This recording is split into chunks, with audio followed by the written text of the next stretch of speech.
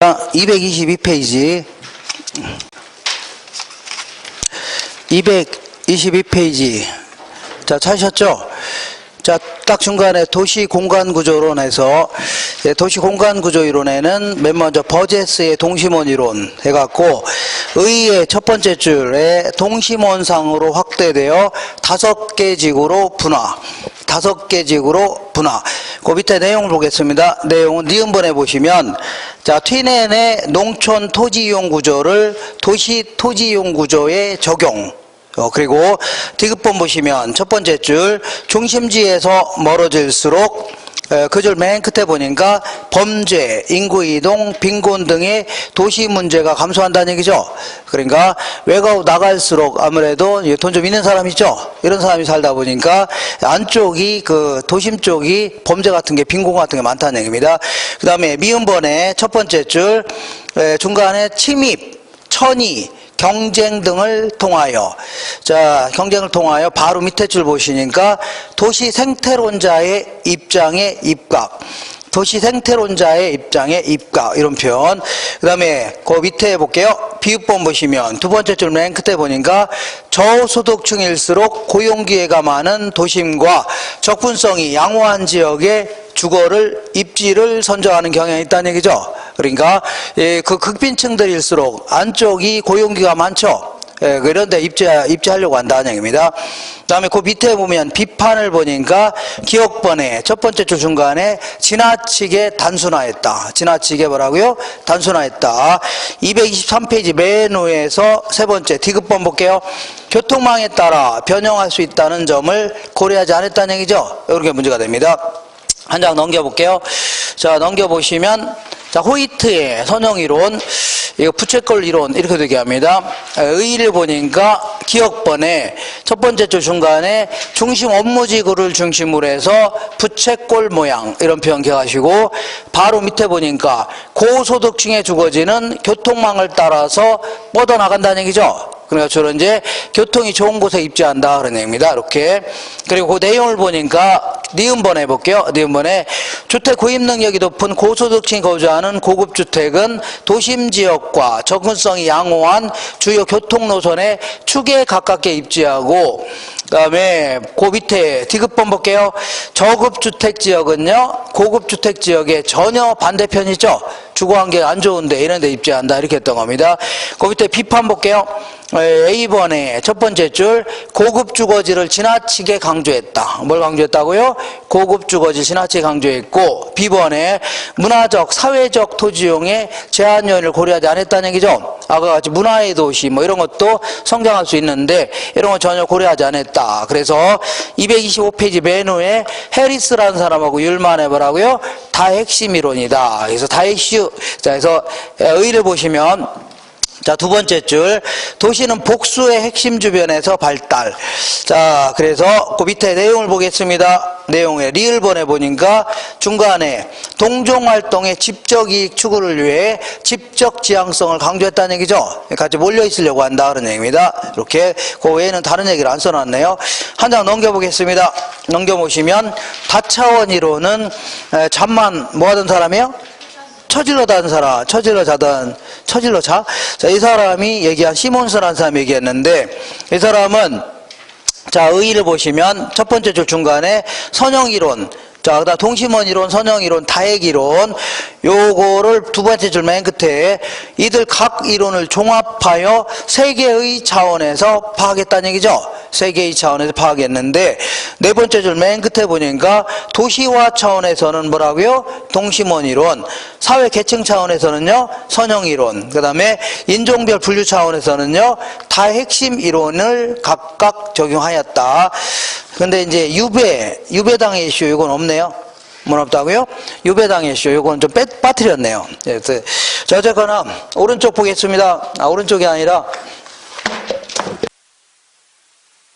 자, 다시 노트로 돌아올게요. 거기 54페이지 보시니까 54페이지 경제 기반 뭐 이론 뭐 이런 게 있는데 요거 좀 알아볼게요. 요거는 이제 어떤 그 고용인구의 변화가 부동산 수요에 어떤 영향을 미칠 수가 있냐 이런 걸 주로 파악하고자 하는 건데, 우리 교재에는 206페이지에 있습니다. 몇 페이지라고요? 206페이지 있는데, 일단 용어를 정리해 볼게요. 용어를 정리한다면 어떤 지역의 기반 산업이다 혹은 기반 활동이라는 것은 자, 그 지역에서 생산한 물건을 내부에서 소비하기에는 남아 돈다는 얘기죠. 그래서 주로 외부에, 그 지역 외부로 갖다 파는 이러한 형태를요, 기반 활동 해줍니다. 그 다음에 비기반 활동은요, 내부에 소비하기에는 부족하다는 얘기죠. 그래서 주로 이제 외부에서 수입에다가 쓰는 형태, 이런 형태를요, 비기반 활동 혹은요, 비기반 산업 해줍니다. 자, 그래서 무슨 얘기냐면, 여기서 수출이라는 것은 뭐 외국에 갖다가 판다 뭐 그런 얘기가 아니라 그 지역 외부에 갖다가 파는 걸요 뭐 수출이다 이렇게 표현하는 겁니다. 라고요. 수출이다 이렇게 하니까 그런 줄 아시고, 자, 어떤 지역에 있다고 치울게요. 어떤 지역이 있는데, 자, 여기가 뭐가 있냐면 울산이 있습니다. 울산 지역이 이따 치자. 자, 울산에는 뭐가 있냐면, 울산에는 현대중공업이죠.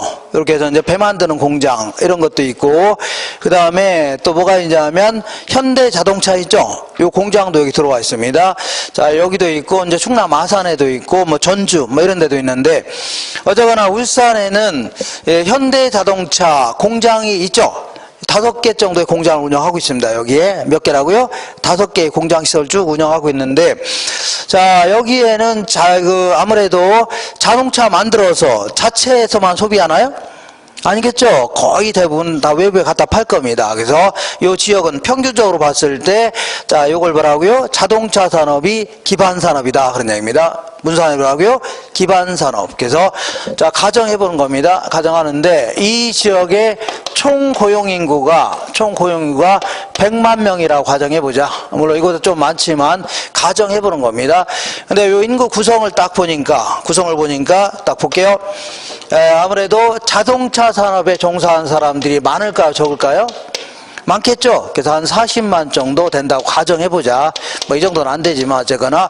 그 다음에 이제 섬유산업에 종사한 사람들 한 5만 명 정도 된다. 자, 그 다음에 뭐 관광산업에 종사한 사람들, 자, 이런 사람들은 한 3만 명 된다고 치자. 3만 명. 그 다음에 이제 우리 같은 부동산업종에 종사한 사람들은 뭐 1만 명 정도 된다. 자, 이렇게 해서 쭉쭉쭉 있을 겁니다. 이렇게. 자, 그러면 이렇게 이제 구성이 돼 있는데, 어떤 지역에 이제 LQ라는 게 뭐냐면, 이거는 로케이션 쿼시언 해갖고, 지역에 뭘로 할당되어 있냐, 그런 얘기입니다. 자, 그러면 자동차 산업의 LQ를 계산해봐라. 이거를 입지 개수 혹은 입지상 이렇게 표현합니다. 자, 그러면 이렇게 계산합니다. 요게 어떤 지역의 기반 산업이냐 아니냐를 측정하는 척도입니다. LQ가 뭐라고요? 기반 산업이냐 아니냐를 측정하는 척도인데, 이렇게 볼게요. 전국에 자동차 산업에 종사한 사람이 한 10% 된다고 치자. 몇 프로라고요? 10%. 예를 들어서 전국의 총 고용인구 한 3천만 명 되는데, 3천만 명 되는데 자동차 산업에 종사한 사람이 300만 명이랍니다. 자, 할게요. 전국의 총 고용인구가 몇 명이라고요? 3천만 명인데 자동차 산업에 얼마 종사한다고요? 300만 명이 종사한답니다. 그럼 몇 프로가 종사하는 거야? 자, 전국의 총 고용인구가 3천만 명인데 그 중에서 자동차 산업에 300만 명이 종사한답니다. 몇 프로 종사하는가요? 10% 아닙니까? 이게 이제 전국의 자동차 산업에 종사하는 인구 비율입니다. 근데 이 지역을 보겠습니다. 이 지역은 100만 명 중에 몇 명이 종사해요? 40만이 종사하죠? 그러니까 몇 프로 종사하는 것 같아요? 40%가 종사하네요. 그러면 40을 10으로 하니까 4죠? 4는 1보다 커요, 작아요? 크다. 뭐 이런 산업을 이 지역에서는요, 기반 산업이다 해주는 겁니다. 무슨 산업이라고요? 기반. 1보다 큰 산업을요, 기반 산업이다 해줍니다. 자, 그러면 이번에 하나 더 계산해 볼게요. 이번에는 관광산업의 LQ를 계산해 보자. 무슨 산업이라고요? 관광산업. 자, 아무래도 관광산업은, 울산 지역은 관광산업은 아주 엄청나게 발달하진 않았을 겁니다. 근데 이제 강릉이라든가 이 속초 같은 데 있죠? 제가 어제 속초 갔다 왔는데 무슨 일 때문에 어쨌거나 속초 같은 데는 뒤에 설악산도 있고 앞에 바다 같은 거 있죠? 낙산 이런 것도 있고 하니까 아무래도 대포항 이런 데도 있으니까 관광산업이 발달할까요? 안 할까요? 할 겁니다. 그래서 그런 지역은 관광산업이 뭐가 될 수 있어요? 기반산업이 될 수 있는데 이 지역을 보겠습니다. 울산 지역은 자 전국의 관광산업에 종사하는 인구 비율이 10%라고 간주해보자. 몇 프로라고요? 10%. 근데 이 지역은 울산 지역은 몇 프로가 종사하는 거예요? 자 100만 명 중에 3만 명이 종사하죠? 그럼 몇 프로 종사하는 거예요? 3% 종사하는 거 아닙니까? 3%. 계산하면 0.3이죠? 0.3은 1보다 클까요? 작을까요? 1보다 작다. 이런 상황을요, 비기반 산업이다. 줍니다. 이렇게 해서 측정하는 겁니다. 자, 요거 아주 가끔, 네, 가끔 물어봅니다. 2년에 한 번 걸고 물어보는데, 요게 이제, 작년에는 안 나왔습니다. 그러니까 또 나올 가능성이 있겠네요. 자, 근데 이 박스를 볼 줄 아셔야 돼요. 55페이지 보겠습니다. 55페이지에 거기에 길잡이 지문 있어 없어요? 있죠. 그래서 A 지역의 부동산업의 입지 개수가 0.6이다. 맞나 확인할게요. 자, 보통 이제 이렇게 요 밑으로 내려가는 거를 요 줄이다 해줄게요. 뭐라 한다고요? 줄. 그리고 옆으로 가는 걸요, 칸 해줄게요. 칸. 그러면 그러면 LQ인데 요 지역의 부동산업의 LQ를 계산하라고 합니다. 부동산업에. 그러면 이거 볼 줄 아셔야 됩니다. 맨 오른쪽 칸을 볼게요. 요거죠, 요거. 칸 보여요, 안 보여? 보죠. 칸을 보니까 전국의 전체 고용인구가 900명이죠. 그죠? 그러면 그 중에서 부동산업에 종사한 사람이 500명이죠. 그러면 자 볼게요. 900명 중에 500명이 차지하는 비율, 요걸요 전국의 부동산 산업에 대한 인구 비율이다 해줍니다. 그 다음에 이번에는 A 도시를 볼게요. 무슨 도시라고요? A 도시는 두 번째 칸을 볼게요. 두 번째 칸을 보니까 A 도시 있어 없어요? 있죠. 그러니까 전체 인구는 몇 명이에요? 300명인데 그 중에서 부동산업에 종사한 사람이 100명이죠. 그러면 300명 중에 몇 명이 종사한다고요? 100명이 종사하네요. 이거 계산하면 0.6이 될 겁니다. 자, 그러면 여기까지 물어볼 수도 있고, 그리고 더 나아가서 요거는 기반 산업이에요? 비기반 산업이에요? 자, 1보다 클 경우는 기반 산업, 1보다 작을 경우는요, 비기반 산업이라고 했죠. 그러니까 비기반 산업이다. 그런 얘기입니다. 이렇게 해서 여기까지 답할 수 있어야 됩니다. 이렇게. 자, 그 다음에 이번에는 왼쪽 다시 올게요. 아, 오른쪽이네요. 55페이지 맨 위에 경제 기반 승수 모형이다 해갖고, 이건 또 뭐냐면, 자, 만약에 요 지역에, 자, 울산에 지금 자동차 공장이 몇 개 있다고요? 5개를 운영한다고 했죠? 근데, 자, 이 현대에서 여기다가 자동차 공장 1개를 더 증설한답니다. 몇 개 증설한다고요? 1개를 증설한대요. 그러면 자동차 산업의 인구가 증가할까요? 감소할까요? 증가하겠죠. 그러니까 한 10만 명 증가한다 치자. 몇 명 증가한다고요? 10만 명이 증가한다면 총 고용 인구도 딱 10만 명이 증가하려나요? 울산 지역에 자동차 산업의 인구가 10만 명 증가하니까 총 고용 인구도 딱 10만 명 증가하려나요? 자, 자동차 산업의 인구가 10만 명 증가하면 하다못해 편의점 같은 거 들어와요, 안 들어와요? 들어올 거 아닙니까? 당구장도 생길 수 있죠. 그 다음에 뭐 다른 공장도 들어올 거 아닙니까? 그러니까 다른 산업까지 파급적으로 증가할 수 있다 그런 얘기입니다. 그죠? 그러면 어느 정도 증가할 거냐 그런 얘기입니다. 어느 정도 총고용가 증가할 거냐 그런 얘기인데 이 지역의 인구 구조를 볼게요. 인구 구조를 보니까 자, 이 자동차 산업이 기반 산업이죠. 자동차 산업의 인구에 비하여 총 고용 인구는 한 2.5배 정도 많다 그런 얘기입니다. 몇 배 많다고요? 2.5배. 그러면 자, 자동차 산업의 인구가 10만 명 증가하면 2.5로 곱하니까 얼마라고요? 25만 명 정도 증가하냐 할 거 아니냐는 얘기죠. 요걸 기초로 해서 건설업자 같은 경우는 나중에 부동산 수요 같은 거 예측해 볼 수 있어 없어요? 있죠. 요거 하자는 걸요. 경제 기반 승수 모형이다 이제입니다. 자, 볼게요. 그러니까 2.5에다가 곱하기 뭐라고요? 인구가 몇 명 증가했다고요? 10만 명 증가했다는 얘기죠. 기반 산업 인구가. 그러면 곱하니까 총 얼마라고요? 25만 명 정도가 증가할 거 아니냐 그런 얘기입니다. 자, 지금부터 2.5를 뭐라 하냐면 경제 기반 승수 이렇게 얘기합니다. 뭐라고요? 경제 기반 승수. 그 다음에 요거에 델타 해주면은 수학에서 이제 증가분 얘기합니다. 그러니까 이제 기반 산업의 인구가 10만 명 증가하게 되면 곱하기 이렇게 해주면 총 고용 인구, 증가분이죠? 총 고용 인구가 25만 명 정도 증가할 거 아니냐. 그러니까 나중에 이제 건설업자 입장에서는 요 지역 인구가 요 정도 증가할 거니까 자, 이 그 부동산도 좀 여기 아파트 좀 지을 건가 따져볼 수 있어 없어요? 있죠. 요거 하자는 걸요. 경제 기반 승수 모형이다 집니다. 뭐라고요? 경제 기반 승수 이렇게 해주면 됩니다. 자, 이렇게 해서 요 정도만 아까 그거 계산 좀 할 줄 아시고 요 내용만 좀 정리하시면 됩니다. 요거 안 했네요. 자, 그럼 경제 기반 승수는 2.5를 경제 기반 승수라는데 얘는 어떻게 계산한 거예요? 이것분의 이거 한 겁니다. 뭐라고요? 요것분의 요거. 자, 그러니까 기반 산업의 인구분의 뭐라고요? 총 고용 인구 해준 겁니다. 이렇게. 그럼 얼마 나와요? 2.5 나오죠? 근데 얘는 이렇게 계산을 됩니다. 뭐 이런 것까지 물어볼 가능성은 없는데, 자, 기반 산업의 인구 비율이 100만 명 중에 40만이죠? 그럼 40% 아닙니까? 그러니까 40%는 0.4네요. 0.4분의 1 해도 2.5 나옵니다. 얼마라고요? 0.4를요. 기반 산업의 인구분의 인구 비율분의 1 해도 되겠네요. 기반 산업이 뭐라고요? 인구 비율분의 1 해도 2.5 나와야 안 나와요? 나오죠. 이렇게 해서 상관없습니다. 이렇게 해서. 네, 뭐 그런 거 신경 쓰지 마시고 지금부터 이것분의 이거 한 걸 뭐라고요? 경제 기반 승수다. 이렇게 하시면 됩니다. 자, 이렇게 해서 이런 거를 나중에 이제 계산 문제를 연습해야 됩니다. 연습하는데 이 박스를 볼 줄 아셔야 돼요. 뭘 볼 줄 안다고요? 박스를 좀 볼 줄 아시면 됩니다. 자, 한 장 넘겨볼게요. 56페이지 보겠습니다. 56페이지 찾았죠? 우리 그 노트 요거 노트 56페이지에 부동산 입지 선정이라고 있어 없어요?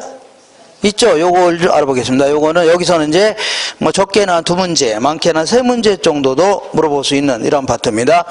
그래서 지금부터 이제 입지 선정이다 해서 앞으로 공부할 내용이 어떤 게 있나 한번 확인해 볼게요. 자, 예를 들어서 주택 같은 경우에는 어디에 입지하는 게 좋냐, 이거 관련돼서 여러 가지 뭐 내용이 있을 수가 있고, 그 다음에 상업지와 관련된 입지 이론도 있을 수가 있고, 그 다음에 공업지와 관련된 입지 이론이라든가 농업지와 관련된 입지 이론, 이런 게 있을 수가 있는데, 자, 어쨌거나 이 입지주체가 추구하고자 하는 최적의 조건을 갖춘 땅을 찾는 거 아닙니까? 요때 이제 요거를 입지 조건 해줄게요. 뭐라 한다고요? 입지 조건이다. 그러니까 내가 주택을 구입하려고 하는데 어디다가 입지하는 게 가장 최적의 입지가 될 것인가? 이거 있죠? 그러면 주택 같은 경우는 어디가 좋아요? 지저분한 동네가 좋아요? 깨끗한 동네가 좋아요? 깨끗한 동네가 좋겠네요. 그러니까 어떤 쾌적성 이런 게 좀 최고로 치는 겁니다. 자, 그러니까 주변에 이제 연탄 공장 같은 게 있으면 좋아요, 안 좋아요? 안 좋죠. 그리고 쓰레기 매립장이라든가 이런 거 있으면 별로 안 좋을 겁니다. 그죠? 그리고 앞에 호수 같은 게 있으면 뭐 좋겠죠? 안 좋은가요? 이렇게. 자, 그 다음에 뭐 생활도 편리해야 돼요? 불편해야 돼요? 편리해야 되죠. 그러니까 지하철 같은 게 있으면 더더욱 좋고, 앞에 이제 대형 병원 같은 게 있으면 아플 때 금방 갈 수 있는 거죠. 이런 식으로 해서 생활도 좀 편리해야 됩니다. 이러한 조건을 갖춘 데가 최적의 조건이 될 수 있을 겁니다. 그 다음에 상업용 부동산은 상가를 얘기하는 거 아닙니까? 그러니까 상가는 뭐니 해도 뭐예요? 뭐니 해도 뭐니 아닙니까? 뭐니. 그죠? 좀 지저분하더라도 좀 돈 잘 벌린 데이죠? 요게 최적의 입지가 됩니다. 수익성을 최고로 칩니다. 이렇게. 그 다음에 공장 같은 경우에는 공업 생산성이 좋아야 되죠?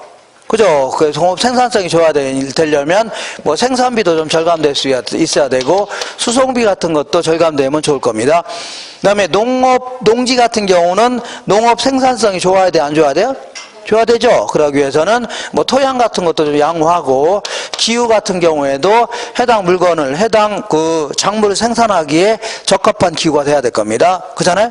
그래서 이런 게 입지 조건이 되는데, 이게 옛날에 이제 10회 이전이라든가 그때만 하더라도 이런 걸 물어보기도 했었습니다. 이런 걸 물어보기도 했는데, 자, 예를 들어서 10번 문제에 다음 중 주택에 대한 입지 조건 중 바람직하지 않은 것을 찾아내라. 그러면 이렇게 물어보기도 했습니다. 진짜입니다. 이렇게. 어떻게 물어봤냐면, 자, 자, 첫 번째는 주변에 학교 같은 게 잘 갖춰져 있어서 애들 학교 보내기가 좋다. 할 수 있죠? 요거 어때요? 좋죠? 그 다음에, 자, 두 번째는 뒤에 이제 산 같은 게 있어서, 자, 이 북풍을 막아주니까 겨울엔 좀 따뜻하고 여름에는 시원하다. 이런 거 좋아요, 안 좋아요? 좋죠? 세 번째는요, 주변에 이제 대형 병원 같은 게 있어서, 아플 때 갈 수 있다는 얘기죠? 그리고, 자, 네 번째는요, 앞에 호수 같은 게 있다. 이거 어때요? 괜찮죠? 그리고 진짜 이렇게 물어본 적이 있습니다. 진짜 어떻게 물어봤냐면 이렇게 물어봤습니다. 자, 이렇게 움푹 패인 곳에 입지해야 안정감이 있어서 좋다. 이렇게 진짜 물어봤습니다. 움푹 뭐라고요? 패인 곳에 입지해야 뭐가 좋다고요? 안정감이 있어서 좋다. 이렇게 물어본 적 있습니다. 그죠? 그럼 답은 뭘로 해야 돼요? 5번을 해야 됩니다. 5번. 그죠? 근데 안정감이 있어 좋긴 한데, 자, 이 안정감이 너무 심하네요. 그죠? 그래서 지나치게 영면할 수가 있겠네요. 너무 편해서 뭐라고요? 왜냐하면 물이 찰랑찰랑 차면 나올 수가 있어 없어요? 없죠. 그러니까 요거 또 문제가 되겠네요. 그래서 요거 진짜 나올 수가 있는데, 나온 적이 있는데, 진짜입니다. 근데 요즘엔 나와요, 안 나와요? 안 나옵니다. 쪽팔려서 안 나옵니다. 못 팔려서요? 이런 문제 나오면 쪽팔려서 나오지. 이 문제 있지도 않아요, 이런 거. 자, 그럼 뭘 물어보냐면, 입지 이론이라고 해서, 여기서 입지 이론이다. 이렇게 할게요. 입지와 관련된 각종 이론이다 해서, 여기서는 이제 서양에서 이제 학자들, 특히 이제 이 경영학 쪽에 이제 학자들 있을 거 아니에요? 있어 없어요? 있는데, 얘네들 교수들은 한 1년 정도 이제 강의하게 되면, 그다음부터는 그냥 어떻게, 그 다음 연도에는 1년 동안 강의했으니까, 대충 강의 다 하는 거죠? 굳이 연구 많이 할 필요 있어 없어요? 1년, 한 달 했으면 그 다음날 하면 되는 거 아닙니까? 1년치 했으면, 편하게 이제 강의할 수 있는 거죠? 아닌가요? 그러니까 한 40년 동안 한 번 강의한 거 갖고, 날로 먹는 거 아닙니까? 40년 강의한 걸 가지고, 1년 강의한 거 가지고 몇 년이요? 40년 동안 헤쳐먹는 거 아닙니까? 그러니까, 아무래도, 그 학교 입장에서는 기분 좋아요, 안 좋아요? 맨날 날로 먹고 월급도 계속 올라가고 하니까 기분 나쁘니까 자꾸 이제 논문을 제출해라 할 거 아닙니까? 그죠? 근데 논문을 제출하는데, 문제는 논문을 우리가 딱 보는 순간, 별것도 아니네, 아무것도 아니네. 그러면 그분 입장에서는 기분 좋아요, 안 좋아요? 안 좋을 거 아닙니까? 그러니까 가능하면 어떻게 하면 어렵게 할까? 그래서 이상한 요소한 기호라든가 수학적인 이런 거 있죠? 이런 거 총동원해서 가능하면 어렵게 얘기하려고 할 겁니다. 그러면 우리가 딱 보는 순간, 이야, 무지막지하게 어렵네. 이렇게 하는데 알고 봤더니 별거 아니라는 얘기죠? 그러니까 지금 잡다하게 제가 얘기를 할 건데, 결론 위주로 하시면 됩니다. 뭐 하시라고요? 결론. 그러니까 잡다하게 할 필요 없습니다. 잡다하게 안 물어봐요. 그러니까 자, 먼저 이 주거지와 관련된 입지이론은 최적의 주거 입지라, 이런 이론이 있는데, 요거는 현실성이 너무 떨어지기 때문에 거의 안 물어봅니다. 주로 이제 상업지와 관련된 입지이론 중에 이 크리스털러라는 사람이 얘기한 이론이 있는데, 자, 요거 이제 중심지 이론 이런 게 있습니다. 그리고 이제 레일리라는 사람이 얘기하는 이론이 있습니다. 이게 소매 인력 법칙이다 해지고, 그 다음에 레일리의 인력 법칙을 살짝 응용해서 이제 공식을 하나 만들어 본 사람이 있는데, 이 사람이 컨버스라는 사람입니다. 이렇게. 그 다음에 하나 정도 더 한다면 허프라는 사람이 확률적 상권 모형, 요걸 발표했습니다. 자, 그리고 요거 외에는 이제 나머지 사람들은 한마디 정도 기억하시면 됩니다. 잡다한 사람이 나오는데 뭐라고요? 한마디. 그러니까 내용 자체가 방대한 것 같지만 사실은 요 세 사람 이론이죠? 요 세 사람 이론은 내용이 좀 정리가 되셔야 됩니다. 뭐라고요? 정리가 좀 되셔야 돼요. 그 다음에 공업지와 관련된 입지론은요, 베버라는 사람이 얘기하는 최소 비용 이론. 요것도 정리가 되셔야 되고, 나머지 사람들은 한마디 정도 더 기억하시면 됩니다. 그 다음에 농업지와 관련된 입지론 아까 들어봤을 겁니다. 튀넬이라는 사람이 얘기하는 농업 입지론, 여기 있습니다. 그래서 그러니까 내용은 상당히 많은 것 같지만 사실은요, 정리할 건 요게 다입니다. 5명에 대한 이론이죠. 요거 정리하는 게 다고, 나머지 사람들은 어떻게 한다고요? 한마디 정도 기억하시면 충분합니다. 되겠죠? 한마디. 그래서 일단은 여기에 대해서 이제 일단 소속은 알아야 돼, 몰라야 돼요? 얘가 상업지 입지론인지 공업지에 대한 입지론인지 알아야 돼, 몰라야 돼요? 알아야 될 거 아닙니까? 그래서 요거는 이렇게 기억하시면 됩니다. 크리스탈러, 반말로 하는 겁니다. 뭐라고요? 크리스탈로 내일이 큰 버스 타고 가서 호프 마시러 간 날이지. 이렇게 크리스탈로 내일이 무슨 버스 타고요? 큰 버스 타고 와서 뭐 마신다고요? 호프 마시러 간 날이지. 그러면 호프집은 상가예요, 공장이에요?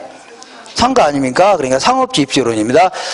그래서 내일은 공보는 때려치고, 뭐는 때려치라고요? 공보는 때려치고 농땡이나 튀자. 이렇게 공보는 때려치고 뭐라고요? 농땡이나 튀자. 이거 재밌는 건데 별 재미없나요? 재미없나요? 재밌는 건데. 자 반말로 크리스탈로 내일이 큰 버스 타고 가서 뭐 마시는 날이라고요? 호프 마시러 간 날이지. 그러니까 내일은 공보는 뭐라고요? 때려치고 농땡이나 튀자. 그래서 원래 이게 재밌는 건데 이거 원래 이거 한 5번 해야 되는데 너무 반응이 별로 없어서 한 번만 더 하겠습니다. 한 번. 그래서 자 크리스탈로 내일이 무슨 버스 타고요? 큰 버스 타고 와서 호프 마시러 간 날이지. 공보는 뭐라고요? 때려치고 농땡이나 튀자. 이렇게 되면 됩니다. 이렇게 자 이렇게 해서 요것만 저 기억하시고 나머지는요 뭐 어렵지. 그냥 한마디 정도 기억하시면 됩니다. 자 그러면 지금부터 주거지와 관련된 입지 요거 하나 볼게요. 57페이지 볼게요. 일단은 어디에 있는지 체크해 볼게요. 57페이지 맨 위에 주거지와 관련된 입지로는 우리 교재에는 빼먹었습니다. 우리 교재는 뭐라고요? 빼먹어서 없습니다. 없어요. 자, 한 장 넘겨볼게요. 거기에 58페이지에 보시니까 맨 위에 상업입지론 있어 없어요? 있죠. 요거는요 209페이지에 있습니다. 몇 페이지라고요? 209페이지. 그 다음에 몇 장 넘겨볼게요. 넘겨보시면 쭉 넘겨보시면 64페이지에 맨 위쪽에 공업입지론 있어 없어요? 있죠. 이거는 200페이지에 있습니다. 몇 페이지라고요? 200페이지. 그 다음에 한 장 넘겨볼게요. 66페이지 보시면 딱 중간에 농업입지론 있어 없어요? 있죠. 요거는요 우리 교재 198페이지에 있습니다. 몇 페이지라고요? 198페이지. 이렇게 해서 요 정도 내용 정리하시면 됩니다. 다시 거꾸로 올게요. 57페이지 보시니까 주거지와 관련된 입지론이 있는데 요거는 최근 10년 동안 한 번도 안 물어봤습니다. 옛날에 한두 번 물어본 적이 있었는데 최근 들어 한 번도 안 물어봤어요. 그 이유는 얘는 지나치게 현실성이 너무 떨어졌습니다. 뭐라고요? 논리성, 현실성이 너무 떨어지기 때문에 안 물어봅니다. 안 물어봤는데 근데 10년 동안 물어본 적 있어 없어요? 안 물어봤죠? 그러니까 10년 동안 물어본 적이 없으니까 오히려 또 물어볼 수가 있을 것 같아요? 안 물어볼 것 같아요? 있을 수도 있습니다. 왜냐하면 제가 10년 동안 안 보인다 그러면 궁금하지 않으세요? 제가 10년 동안 없어졌다 그러면 궁금해요? 안 궁금해요? 네. 안 궁금한가요? 저 새끼 어디 죽었는지 어떻게 궁금하지 않나요? 그러니까 이것도 마찬가지로 없어지면 한 번도 안 물어보니까 오히려 물어볼 수도 있다는 얘기죠. 근데 이게 좀 쉬우면 상관없는데 또 더럽게 어렵습니다. 내용 자체가 뭐라고요? 더럽게 어려워요. 그래서 간단히 알아볼게요. 이것도 뭐 다시 안 하기도 그렇고. 자, 여기가 뭐냐면 주택이 딱 있습니다. 무슨 주택이라고요? 주택이 딱 있는데 어디에 입주하는 게 좋냐 그런 얘기입니다. 자 그러면 일단은 자연적인 조건도 좀 좋아야 될 겁니다. 아까 얘기한 대로 뭐 앞에 호수 같은 게 있거나 여름에 시원하거나 겨울에요 따뜻하면 좋겠죠. 그리고 이 김포 같은 데는 안개 같은 게 너무 끼는 바람에 뭐 가끔 출퇴근할 때 뭐 사고 날 수 있죠. 그러니까 자연적인 조건 요것도 좀 줘야 되고, 자 사람이 만든 조건을 인문적인 조건 해줄게요. 요거는 구분하자면 뭐 사회적인 조건이다. 예를 들면 학교라든가 뭐 여러 가지 관행이라든가 이런 게 내가 생활하기 적합해야 될 겁니다. 그 다음에 뭐 경제적인 조건이다 해서 집값이 떨어지면 돼야 한대요? 안 되겠죠. 집값 좀 올라갈 수 있는 지역. 그 다음에 이제 행정적인 조건이다 해서 지나치게 규제 같은 거 많으면 돼야 한대요? 안 좋죠. 재산세 좀 싸고 이런 게 좋을 겁니다. 근데 여러 가지 요건을 다 고려해서 가장 마음에 드는 곳에 입지해야 되겠죠. 이렇게. 근데 이 중에서 그 많은 그 여러 가지 조건 중에 이 경제적인 조건만 덜렁 떼내서 요것만 가지고 한번 따져보는 겁니다. 그것도 극히 일부에 대해서 무슨 얘기냐면 이런 얘기입니다. 자, 여기가 이제 도심 쪽에 이제 회사가 있습니다. 직장이 도심 쪽에 다 있다고 치자. 근데 외곽으로 나가 살면 살수록 교통비는 많이 들어갈까요? 적게 들어갈까요? 교통비 많이 들어가겠네요. 교통비는 많이 들어갈 겁니다. 그 대신 외곽으로 나가게 되면 자, 임대료 같은 건 싸져요? 비싸요? 싸질 수 있죠. 이제 주거비는 이제 감소할 수가 있다 그런 얘기입니다. 그러면 이 덜렁 이 두 가지 비용만 덜렁 가지고 비용이 가장 적게 드는 지점 있죠. 이것이 최적의 입지다 이렇게 하는 겁니다. 그러니까 상당히 이제 불안전한 이론입니다. 상당히. 자, 그래도 뭐 나오지 말라는 법은 없으니까 이렇게 해볼게요. 이렇게 좀 약간 좀 까탈스럽습니다. 자, 얘는요 총 교통비 해줄게요. 무슨 교통비라고요? 총 교통비인데 이건 외곽으로 나갈수록 자, 얘는 아직도 여기 있네요. 뭔가 있어요. 얘는 뭐 아직도 여기 있습니까? 자, 이 교통비는 외곽으로 나갈수록 교통비는 증가할까요? 감소할까요? 증가하죠? 증가하는데 이렇게 비례적으로 증가하는 게 아니라 상당히 커브를 그리면서 증가합니다. 이렇게. 왜 이런 형태가 되냐면 우리 이제 도심 쪽 같은 경우는 교통이 혼잡해요? 혼잡하지 않아요?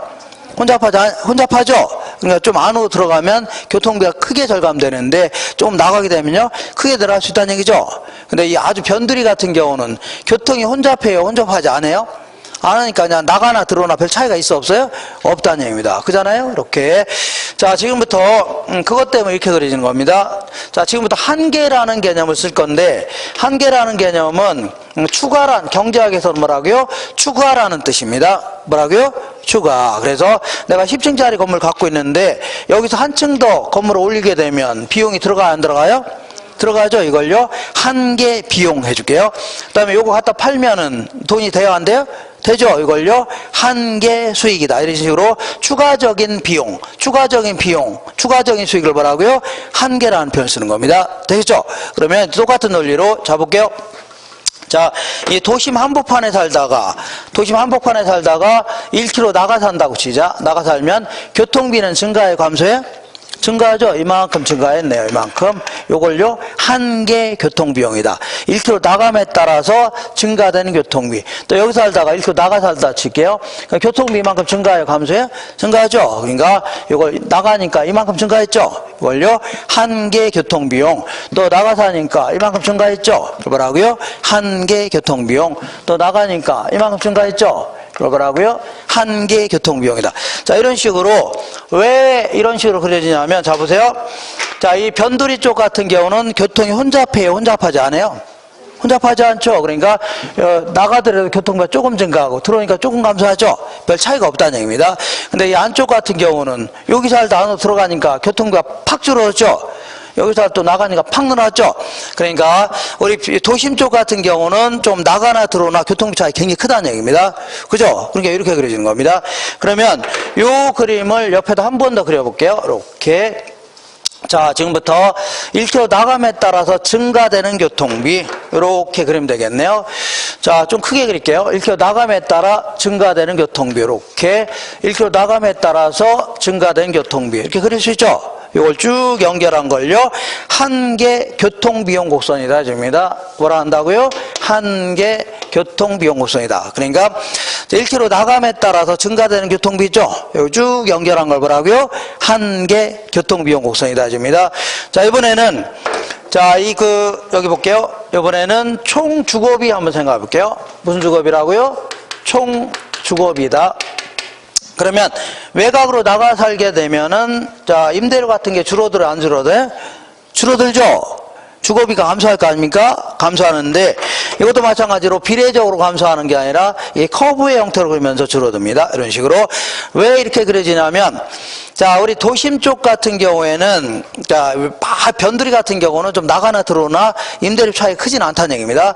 근데 이 도심 쪽 같은 경우는 조금만 안으로 들어가니까 백화점 같은 거 즐비하죠. 이런 데는 비싸요? 싸요? 무지막지하게 비쌉니다. 근데 조금 나가니까 을지로 같은 데는 되게 싸죠? 이런 식으로 도심 쪽 같은 경우는 자, 임대료 차이 커요? 작아요? 상당히 크다는 얘기입니다. 근데 바깥쪽은 그다지 크진 않다는 얘기죠? 그죠? 요것도 한계라는 개념을 써볼게요. 자, 여기 살다가 여기서 1km 나가 산다고 쳐볼게요. 그러면 자, 주거비가 팍 감소했네요. 주거비 와라고요? 값 감소했네요. 이만큼 감소했죠? 그죠? 여기 살다 나가니까 자, 주거비가 이만 감소했죠? 이걸요, 한계 주거비용. 여기 살다 또 나가니까 이만큼 감소했죠? 이거라고요, 한계 주거비용. 1km 나감에 따라 이만 감소했죠? 이거라고요, 한계 주거비용. 나가니까 감소했죠? 그러니까 이 바깥쪽 같은 경우는 나가나 들어오나 임대료 차이 커요, 작아요? 작죠? 근데 이 안쪽 같은 경우는 좀 안으로 들어가니까 팍 올라갔죠? 나가니까 팍 떨어졌죠? 크다는 얘기입니다. 이런 식으로 해지는 겁니다. 근데 자, 그러면 한 달 동안에 일반적으로 교통비가 많이 들어갈 것 같아요? 버스비가 많이 들어갈 것 같아요? 일반적으로? 한 달 동안에 일반적으로는 임대료가 많이 들어갈 겁니다. 그잖아요? 버스비가 많이 안 들어가죠? 그러니까 일단은 얘는 높게 출발합니다. 어떻게 출발한다고요? 높게. 근데 아주 변두리 같은 경우에는 버스가 거의 안 다니니까 오히려 임대료보다 버스비가 더 많이 들어갈 수 있다는 얘기죠? 그러니까 얘는 높게 출발해서 낮게 끝납니다. 어떻게 하라고요? 높게 출발해서 낮게. 그러니까 1km 나감에 따라 감소되는 주거비. 이만큼 할게요. 이만큼. 그 다음에 1km 나감에 따라 감소되는 주거비. 이렇게 1km 나감에 따라서 감소되는 주거비. 이렇게 그릴 수 있죠? 이러한 형태로 됩니다. 이렇게. 이걸 뭐라고요? 한계 주거비용. 자, 더럽게 어렵네요. 이렇게. 그래서 자, 그러면 요거를 다시 한번 그려볼게요. 하나의 그래프에다가 이렇게 완만한 형태로 그린 걸 뭐라고요? 한계 교통비용 곡선이다. 이게 급한 형태로 그린 걸 뭐라고요? 한계 주거비용 곡선해집니다. 그러면 자, 시장에서는 이렇게 한계 교통비용과 한계 주거비용이 만나는 지점 있죠? 요 지점이 최적의 주거입지다. 이렇게 얘기합니다. 뭐라고요? 최적의 주거입지다. 왜 그런가 볼게요. 자, 이 사람이 이 도심 한복판에 살다가 1km 나가 산다고 치자. 1km 나간다. 1km 나가 살게 되면 교통비는 증가할까요? 감소할까요? 증가하고 주거비는 뭐라고요? 감소할 겁니다. 그러니까 여기 살다가 나가 사니까 이렇게 볼게요. 교통비는 이만큼 증가했죠? 교통비 이만큼 증가했죠? 교통비용. 그러니까 요거는 교통비가 증가한 건 손해입니다. 근데 1km 나가야 되면 주거비는 증가해요? 감소해요? 감소하죠? 그러니까 주거비가 감소한 건 요만큼이네요. 요거는 이익이네요. 그러니까 도심에 살다 나가니까 자, 이익이 손해보다 크다는 얘기죠? 커요? 안 커요? 그죠? 그러니까 이익이 손해보다 크니까 나가 살려고 할 겁니다. 그럼 여기까지 왔다고 치자. 여기까지 왔는데 여기서 1km 나가 산다고 쳐볼게요. 나가게 되면 교통비는 증가해요? 감소해요?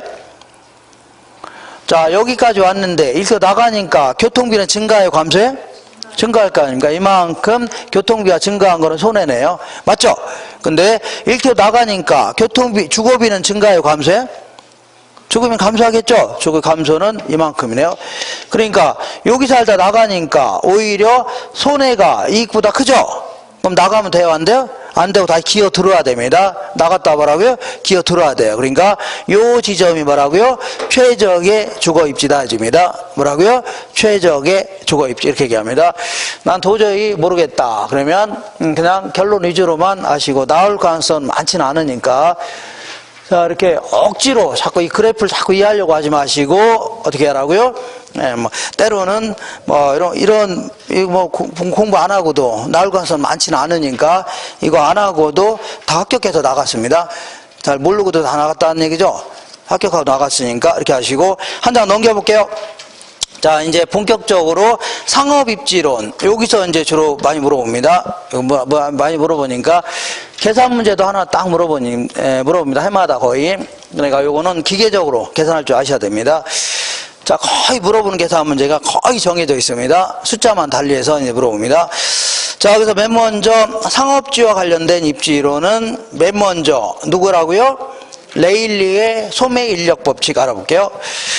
자, 이 사람들은 항상 무슨 얘기를 하려고 하냐? 여기에 초점을 맞춰야 됩니다. 자, 레일리라는 사람이 도대체 무슨 얘기를 하려고 하냐? 한번 볼게요. 내용 볼게요. 그러니까 제가 이 얘기 저기 잡다하게 얘기한다 하더라도 너무 집착하지 마시고 이 사람이 결론적으로 뭘 얘기하냐? 여기 있죠? 여기에 초점을 맞추는 겁니다. 자, 1번에 뉴턴의 만류인력 법칙을 이용하여 상권의 범위를 확정하겠다는 모형. 이걸 뭐라고요? 이게 이제 취지가 되는 겁니다. 뭐라고요? 취지. 그러면 만류인력 법칙을 소개해야 되겠죠? 그래서 2번이 바로 그 얘기입니다. 두 중심지 사이에 위치하는 소비자에 대하여 상권이 미치는 영향력의 크기는 두 중심의 크기에는 비례하고 거리의 제곱에는 반비례한다는 얘기죠. 여기에 이제 만류인력 법칙을 설명하는 겁니다. 중력 모형을 설명하는 거고, 마지막으로 3번이 결론입니다. 결론. A 도시와 B 도시 간의 크기가 똑같다면 두 도시 간의 상권의 경계는 어디라고요? 중간 지점이 될 것이고, A 도시가 B 도시보다 2배 정도 크다면 상권의 경계가 되는 분기점은요, A 도시 쪽으로부터 몇 배라고요? 2배, 1.4배 정도 떨어진 곳 있죠? 요것이 상권의 경계가 된다. 이게 결론입니다. 그죠? 그래서 어떻게 할 만한가요? 그러니까 요거 가지고 지금부터 얘기하는 것은 너는 떠들어라. 이렇게 하라고요. 너는 떠들어라. 나는 결론만 알고 있겠다. 그리고 나중에 계산 문제는 항상 나오는 게 똑같습니다. 이거 아시면 돼요. 되셨죠? 그래서 만류인력은 모든 만물이 가지고 있는 서로 당기는 힘, 이런 거라고요. 만류인력이다 이겁니다. 여기서 모든 만물은 생명체가 될 수도 있고 무생명이 될 수 있는 겁니다. 그러면 나도 이제 물체 아닙니까? 그리고 지구도 물체 아니에요? 물체죠?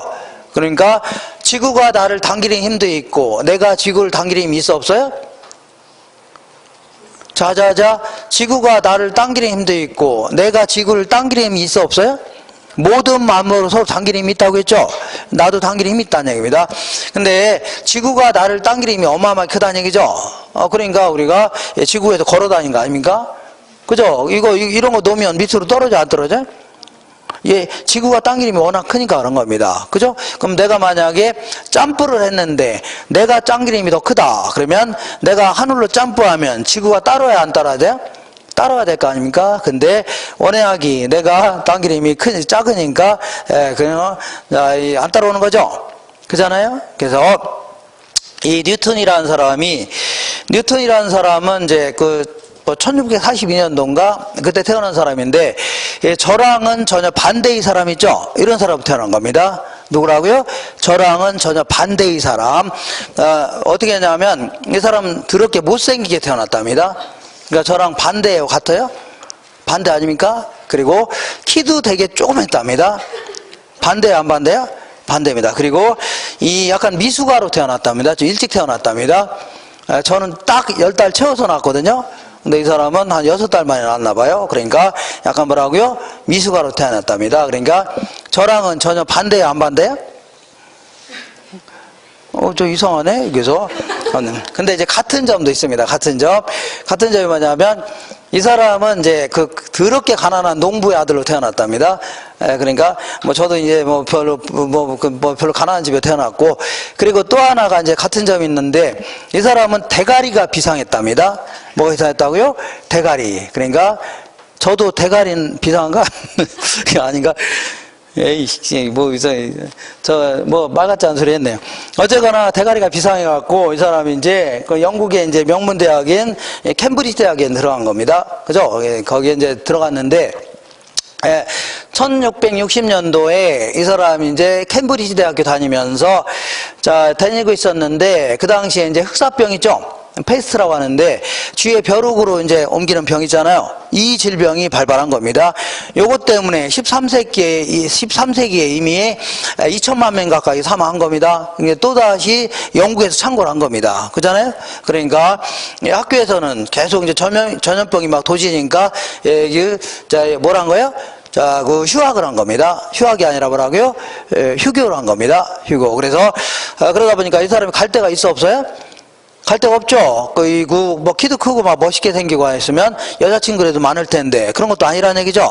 갈 데가 없고 하니까 결국 이제 시골에 온 겁니다. 시골에 와서 이 사람의 흥미가 뭐냐면 유일한 취미가 책을 보는 게 취미입니다. 뭐라고요?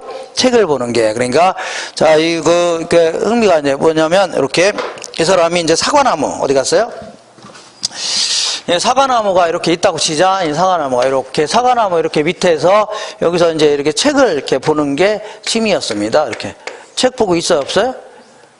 책 보고 있잖아요. 이렇게 이게 이제 흥미인데 자, 어느 날 책을 딱 보고 있는데 이 사과가 한 놈이 딱 떨어지면서 맞박을 때렸다는 얘기죠. 사과가 딱 떨어지면서 어디에 때렸어요? 맞박을 딱 때린 겁니다. 그죠? 그러면 이거 저 같은 사람은 뭐야 웬 떡이야 하면서 뭐라고요? 이게 닦아서 아작아작 씹어 먹었을 겁니다. 그렇지 않아요? 아닌가요? 그리고 이렇게 생각할 수는 있을 겁니다. 아니 왜 사과가 밑으로 떨어지냐, 위로 위로 올라가지 않고 왜 밑으로 떨어질까? 요 정도는 뭐 생각할 수도 있을 겁니다. 그죠? 왜 위로 안 올라가고 밑으로 떨어지나? 근데 뉴턴의 위대함은 여기서부터 나온 겁니다. 뭐냐면 이게 이제 8월에 이제 저녁 때인데 이 빛바랜 달이 있죠?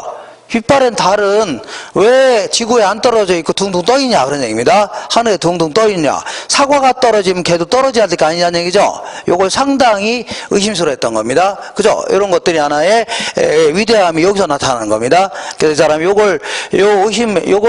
의심 때문에 다시 런던으로 돌아가서 한 30여 년의 연구 끝에 그 어떤 논문을 발표했던 거죠. 이게 바로 이제 중력 모형이다 입니다. 어쨌거나 뭐가 있냐면 지구가 딱 있습니다. 지구가 딱 있는데 자, 이 천체에는 수억 개의 별들이 있을 겁니다. 이렇게 부딪힐 수도 있는 거죠. 그러면서 이제 때로 하나의 파편이 튕겨 나온 게 있는데 이게 이제 달이라는 파편입니다. 달이 딱 이쪽으로 오다가 달이 쫙 이쪽으로 오고 있었는데 이쯤에 오다 보니까 이게 달입니다. 이쯤에 오다 보니까 만약에 아무런 마찰이 없다. 지구하고 아무런 마찰이 없다면 지구를 통과해서 먼 우주로 직행했을 겁니다. 그렇잖아요? 근데 이쯤에 오니까 자, 이 지구가 달을 당기는 힘도 있고 달이 뭘 당겨요? 지구를 당기는 힘도 있다는 얘기죠. 그러면서 직행하다가 다시 지구를 돌기 시작했던 겁니다. 이렇게 뺑뺑뺑 돈다는 얘기죠. 이렇게 돌면서 만약에 달이 이쯤에 있다 그러면 아무래도 지구를 많이 당기죠. 그러니까 자, 이게 밀물이 생기는 겁니다. 뭐가 생긴다고요? 밀물. 근데 만약에 달이 이쯤에 있다 그러면 아무래도 달이 당기는 힘이 약해지겠죠. 그러면 이제 물이 빠져나가는 겁니다. 이걸 뭐라고요? 썰물이다. 이렇게 얘기하면서 결국은 중력 모형이라는 걸 발표했던 겁니다. 이렇게 이걸 약간 변형시켜서 자, 그러면 그냥 듣기만 하시면 됩니다. 듣기만. 자, 여기가 뭐가 있냐면 여기 A라는 물체가 있습니다. 뭐가 있다고요? A라는 물체가 있는데 또 다른 물체가 또 있습니다. 여기 또 다른 물체가 있다고 치자. C라는 물체. 그러면 얘를 당기는 힘이 있다는 얘기죠. 얘도 얘를 당기는 힘이 있고 얘가 얘를 당기는 힘이 있는데 얘가 얘를 당기는 힘은 이 물체의 크기에는 비례합니다. 뭐에 비례한다고요? 질량에는 비례하고 여기부터 여기까지 거리가 점점 멀어지면 당기는 힘이 약할까요? 많아질까요? 약해지겠죠. 근데 이거를 그 거리의 제곱에는 반비례한다. 뭐라고요? 거리의 제곱에는 반비례한다. 이렇게 해서 앞에 상수를 더 갖고 중력 모형을 발표했던 겁니다. 됐죠? 그러다 보니까 자, 다시 할게요. A라는 물체가 있고 또 다른 물체가 또 있다 치자. B라는 물체. 자, 그리고 여기 그 사이에 C라는 물체가 여기 있다고 치자. 여기 있으면 아무래도 A가 당기는 힘이 클 것 같아요? B가 당기는 힘이 클 것 같아요? A가 당기는 힘이 클 겁니다. 그러니까 이쪽에 가서 달라붙겠죠? 그럼 만약에 여기에 또 다른 물체가 있다. 그러면 아무래도 B가 당기는 힘이 클 겁니다. 그럼 어디에 달라붙어요? B에 가서 달라붙을 겁니다. 그러면 얘를 점점 옮겨볼게요. 점점 옮기다 보면 어느 점에 가서는 양쪽이 당기는 힘이 같을 수 있을까요? 없을까요? 같을 수 있죠? 그러면 이 점에 자꾸 머물려고 하겠네요. 이거를 분기점 해줄게요. 무슨 점이라고요? 분기점이다. 양쪽이 당기는 힘이 똑같은 지점을 뭐라고요? 분기점이다. 해줄게요. 자, 그러면 여기까지 거리가 있고 이제 거리가 있을 텐데 자, 먼저 이걸 도시라고 생각하자. 이건 A 도시, 얘는 뭐랄까요? B 도시다. 그리고 자, 이 보통 도시의 크기는 뭘로 따져요? 도시의 크기는 인구로 따지는 겁니다. 뭘로 따져요? 인구. 그래서 50만이 넘어가는 도시를 대도시 해줍니다. 남양주 같은 게 다 대도시입니다. 자, 그러니까 이 그 도시 인구를요, population A 해줄게요. A 도시 인구. 이걸 뭐라고요? population B다. 자, 그 다음에 여기까지 거리가 있을 텐데, 이 거리를 영어로 distance 해줄게요. A. 얘는 뭐라고요? distance B 해줄게요. 자, 그러면 그냥 듣기만 하라고겠죠? 듣기만 하시고. 자, 먼저 유인력은 당기는 힘을 얘기합니다. 먼저 A 도시가 얘를 당기는 힘을 계산해 볼게요. 당기는 힘은 A 도시가 당기는 힘은 일단 도시의 크기에는 비례해요, 반비례요? 비례한다고 했죠? 이 물체의 크기에는 비례하듯이. 그러니까 도시의 크기는 인구가 되겠네요. A 도시의 인구. 맞죠? 그러니까 얘가 커지면 얘도 커지는 겁니다. 그 다음에 여기서부터 여기까지 거리의 제곱에는 반비례한다고 했죠? 그러니까 거리가 멀어지면 기하급수로 얘는 당기림이 약해지는 겁니다. 이렇게. 이번에는 유인력. 자, B도시가 얘를 당기는 힘을 계산해 볼게요. 당기는 힘은 일단 자, 이 도시의 크기에는 비례해요, 반비례요? 비례하죠? 여기 인구에는 비례하고 여기까지 거리의 제곱에는 반비례한다 그런 얘기입니다. 이렇게 요게 바로 B도시가 당기는 힘이 되는 겁니다. 그죠? 근데 이 분기점에서는 무슨 점이라고요? 분기점에서는 양쪽 도시가 당기는 힘이 같아요, 달라요? 같다고 했죠? 그러니까 A도시가 당기는 힘은 요거고 B도시가 당기는 힘은 요거죠? 같다는 얘기입니다. 분기점에서는 같다. 자, 그러면 자, 적게요. DA의 제곱분의 PA가 A도시가 당기는 힘이고 DB의 제곱분의 PB는 뭐라고요? B도시가 당기는 힘이죠? 같다는 얘기입니다. 같다. 그러면 요거를 집에 가셔서 아드님한테 이렇게 바꿔 놓으라고 해보세요. DA 대 DB는 이렇게 루트가 나옵니다. 루트가 나오니까 반가워요, 안 반가워요? 루트가 나오니까 안 반가워요?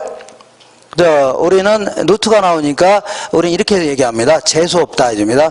뭐가 없다고요? 재수 없다. 이런 거 하기 싫었는데 또 이런 게 왜 나와요? 나이 먹어갖고. 그죠? 어쨌거나 루트 P, B분의 PA 대 1 이렇게 됩니다. 다 필요 없고, 이런 거 다 필요 없고, 이거 다 필요 없고, 다 필요 없고. 제가 뭐라 하겠어요? 이런 거 다 필요 없다고 했잖아요. 이런 거 다 필요 없고, 그냥 이것도 다 필요 없는 거다. 결론만 하시면 됩니다. 얘 대 얘는요, 루트 P, B분의 PA 대 1 이렇게 됩니다. 자, 그러면 만약에 양쪽 도시가 크기가 똑같다고 치자. 둘 다 1000명, 여기도 1000명이라 치자. 그럼 루트 1000분의 1000이죠? 루트 1000분의 1000은 루트 1 아닙니까? 요거 대 1이 됩니다. 그러면 이제 루트를 어떻게 벗겨내야 되는데, 어떻게 벗깁니까? 만약에 루트 9다. 그러면 이 안을 제곱의 형태로 바꿔놓으시면 됩니다. 뭐라고요? 제곱. 9는 뭐의 제곱이야? 3의 제곱이 됩니다. 그럼 이렇게 하면 얘랑 얘랑 없어지면서 3만 남아요. 하나 질문해 볼게요. 루트 25다. 그러면 뭐 같아요? 5의 제곱이 되겠네요. 5의 제곱. 그러니까 얘랑 얘랑 없어지니까 5만 남죠? 이렇게. 근데 루트 1은요, 제곱의 형태는 루트 1의 제곱 항상 1이죠? 그러니까 얘랑 얘랑 없어지니까 1대 1이 되는 겁니다. 그러니까 양쪽 도시의 크기가 똑같다면 상권의 경계는요, 딱 중간이 됩니다. 딱 어디라고요? 중간. 근데 만약에 A 도시의 인구는 2000명이고, 이 도시의 인구는 1000명이다. 그러면 2배 많다는 얘기죠? 2배 많으니까 루트 1000분의 2000이니까 루트 2가 되겠네요. 루트 2. 요거 바꿔놔야 되는데 이거 제곱의 형태로 바꾸기가 곤란하죠? 재무용 계산기로 계산해야 됩니다. 네, 뭐 그냥 암기하시면 되겠네요. 요거는요, 1.4를 2번 곱하면 2가 됩니다. 뭐라고요? 1.4를 2번 곱하면 2가 돼요. 요게 1이 됩니다. 그럼 얘랑 얘랑 없어지니까 1.4 대 1 이렇게 됩니다. 자, 그러니까 자, A도시가 B도시보다 2배 정도 크다 하면 A도시 쪽으로부터 몇 배라고요? 1.4배 떨어진 것도 있죠? 요것이 상권의 경계가 된다. 자, 지금까지 한 거를 다시 한번 읽어볼게요. 아까 한 거. 58페이지 맨 위에 레일리의 소매인력 법칙 찾았죠? 자, 먼저 뉴턴의 만류인력 법칙을 이용하여 상권의 범위를 확정하겠다. 이게 바로 일단 취지입니다. 자, 두 번째는 두 중심지 사이에 위치하는 소비자에 대하여 상권이 미치는 영향력의 크기는 두 중심의 크기에는 비례하고 뭐라고요? 거리의 제곱에는 반비례한다. 이게 바로 뉴턴의 만류인력 법칙 중력 모형에 대한 설명입니다. 그러면 3번이 결론입니다. 결론. A도시와 B도시 간의 크기가 똑같다면 두 도시 간의 상권의 경계는 딱 어디라고요? 중간 지점이 될 것이고, A도시가 B도시보다 2배 정도 크다면 상권의 경계가 되는 분기점은요, A도시 쪽으로부터 몇 배라고요? 1.4배 정도 떨어진 곳 있죠? 요것이 경계가 된다 했던 겁니다. 자, 근데 요거는 상당히 그 논리적인 얘기 같지만 사실은 자, 이거 상당히 뉴턴의 중력 모형까지 동원하면서 상당히 논리적으로 설명하는 것 같지만 상당히 문제가 많습니다. 문제가 많으냐면 이 사람의 논리대로 하면 여기까지 분기점이 정해졌으면 분기점을 중심으로 해서 이렇게 상권이 이게 정해진다 그런 얘기입니다. 그러면서 여기는 마을 사람 다 어디로 간다고요? 여기로 간다 그런 얘기고, 여기는 마을 사람 저쪽으로 간다는 얘기죠. 그죠? 이렇게. 근데 이런 식으로 했는데, 문제는 여기에 큰 강이 있다고 치자. 뭐라고요? 강이 있다면, 자, 아니면 큰 철로가 있다. 그러면 이쪽으로 가려면 뺑글 돌아가야 되죠? 오히려 저쪽으로 가는 게 가까울 수 있겠네요. 그죠? 그러니까, 일단은 자연적인 장애 요인이라든가 이걸 전혀 무시했던 겁니다. 장애 요인을 전혀 무시했고, 두 번째는 만약에 여기 있는 사람들이 고소득층 계층이다. 어떤 계층이라고요? 고소득층 계층일 경우에는 조그만 도시 가면 명품 있어 없어요? 없죠. 아예 처음부터 어디로 가요? 대도시로 가려고 할 겁니다. 그잖아요? 그러니까 소비자들의 구매 성향 이런 거는 완전히 무시했다는 얘기죠. 맞죠? 그래서 이걸 수정 보완하기 위해서 나온 이론이 바로 허프의 모델입니다. 누구의 모델이라고요? 허프의 모델입니다. 근데 요거 하기 전에 컨버스라는 사람은 이 사람은 자 이거 남이 얘기한 이론을 그냥 섞어 그냥 막 계산하는 공식 한번 만들어 본 겁니다. 그냥 듣기만 하세요. 한번 계산 문제 나온 적이 있었는데 맞춘 사람 한 명도 없었습니다. 맞춘 사람이요? 한 번. 근데 어떤 사람이 맞췄냐면 찍어서 맞춘 사람이죠. 이런 사람만 맞췄습니다. 18회 때가 나왔었는데 또 나올 가능성 별로 없어요. 네, 이렇게 만약에 여기까지 거리가 주어져 있다면, 만약에 여기까지가 뭐 8km로 주어져 있다면, 자, 듣기만 하세요. 그러면 여기서 구하는 공식을 만들어 봤다는 얘기죠. 그래서 만약에 아까 얘기한 대로 DA 대 DB를 계산했더니 3대 1이라고 치자. 몇 대 1이라고요? 3대 1 이렇게 주어졌다고 쳐. 자, 계산이 됐다고 치자. 3대 1 이렇게. 컨버스라는 사람이 얘기한 겁니다. 그러면 요걸 구할 수 있다는 얘기죠. 어떻게 구하냐면 이렇게 구하면 됩니다. 8km 그러니까 DA는 이렇게 나옵니다. 8km 곱하기 이렇게 이거 더하기 이거분의 얘가 차지한 비율 해주면 됩니다. 3 플러스 1분의 3이 차지한 비율. 그러면 계산하면 4분의 3이죠. 6이 됩니다. 6km 이렇게 6km 계산한 거예요. 그럼 이렇게 그러면 요거 8km를 뭐라고 하냐면 DAB라고 해요. 자, 뭐라고 한다고요? DAB. 그럼 요거 대 요거는 아까 어떻게 했다고요? 그냥 듣기만 하시라고 했죠? 루트 PB분의 PA 대 1이라고 했죠? 여기다 집어넣은 겁니다. 얘는 이제 뭐라고요? DAB가 되겠네요. 그리고 곱하기 이거 더하기 이거분의 A가 차전비율이죠? 그러니까 이렇게 해주면 됩니다. 자, 루트 PB분의 PA 플러스 1분의 루트 PB분의 PA입니다. 요거 집에 가셔서 아드님한테 바꿔놓으라고 하세요. 못 바꾼다 그런다고 해서 패지 마세요.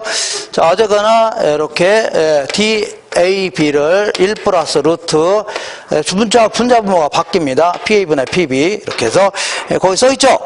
그러니까 이런 거는 하는 거 아닙니다. 이런 거는 이런 식으로 나왔구나 하면 됩니다. 이런 식으로 나왔구나 대충. 그래서 이런 거 문제 만약에 나오면 찍으세요. 뭘 한다고요? 찍으세요. 그런 거 암기할 시간 있으면 다른 거 하는 게 좋습니다. 됐죠? 자, 그러면 어쨌거나 이 사람의 가장 큰 문제는 뭐라고요? 자연적인 장애 요인, 구매상을 무시했다는 얘기죠? 맞아, 안 맞아요? 맞죠? 요거를 수정 보완하기 위해서 나온 이론이 뭐라고요? 허프의 모델입니다. 요거는 잠시만 쉬었다 할게요.